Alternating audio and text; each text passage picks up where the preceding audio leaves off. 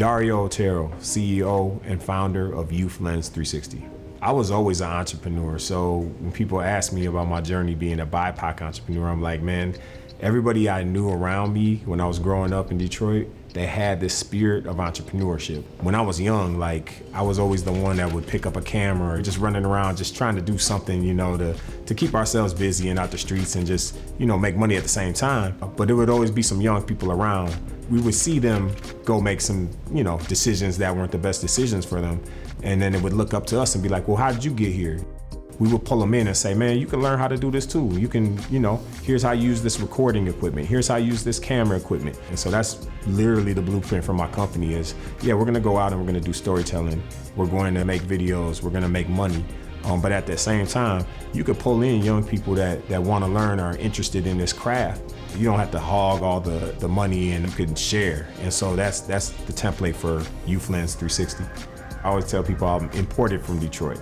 I got imported here about 13 years ago when my son was born, and I had an opportunity to work at the High School for Recording Arts as a paraprofessional. And I worked my way up to an actual teacher. I went back to school, I got my license, and then I went on, and I just was kind of known for being like a person who created innovative programs for education. I graduated high school with a 1.6 GPA. Everything outside of school, I was always a leader. I was always involved in stuff. I was always starting a company. I was always looked at as somebody who was super intelligent, but when I would step in those four walls of the school, I wasn't really seen like that. I made it a point to make sure that when I had students in front of me that they saw how brilliant they were. And till this day, right, same thing.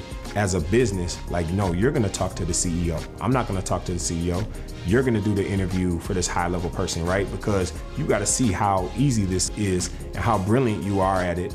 And in order to be able to do it for yourself one day. My experience here has been the best experience I can honestly say in my entire life. Creating content became like an escape, but then it became something more than an escape. It became a form of liberation. Youth Lens understands that the people who are painting our narratives are not the people who come from our stories. And your story is yours to tell. Why not be a part of that and then be a part of helping others tell their story in a genuine way? So I first heard about MEDA through a gentleman who was working there who said, hey, you got a business and you should consider talking to people at MEDA about either receiving a loan or being a part of one of their grants. I remember them telling me it's not just about money. It's about the relationship. It's about learning and access to community that you may not know exists. And so I just started coming over and having meetings once in a while. And I remember it started out honestly just as a conversation about what I'm struggling with in my business, how they can help. And then that turned into opportunities. And so not only did I learn from MEDA and their network about how to go after some of these bigger contracts, I built a community within MEDA of other entrepreneurs that I can now bounce ideas off of. And so to me, the wealth was being a part of MEDA's community, being a part of the events that they have, being seen amongst some of the other entrepreneurs as somebody that's emerging. Those were the things that really helped me. Youth Lens is an amazing company. You may look at Dario as somebody who's a leader in the community.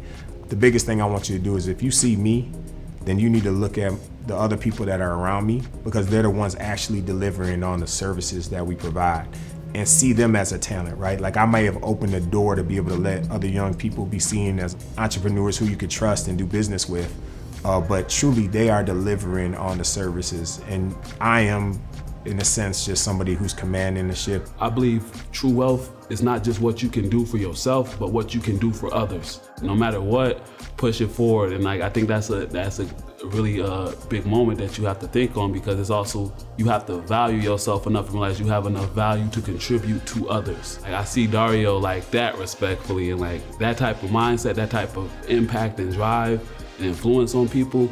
That's that's one of the ghosts. That's a neighborhood hero right there. If you're thinking about doing business or you're trying to understand the concepts of business or maybe just trying to figure out your next step in business, I would highly recommend that you look at MEDA as an organization that you could go to, not only for mentorship, connections, resources, but just for a place and a hub that you could be able to help build your business. And even if you're just thinking about starting off, or you've been doing this for 20 years, right? If you've been doing this for 20 years, you could still go to MEDA and I'm sure you'll have some value And you know, it's just one of those things that you can't do this on your own. You need somebody like a MEDA in your corner.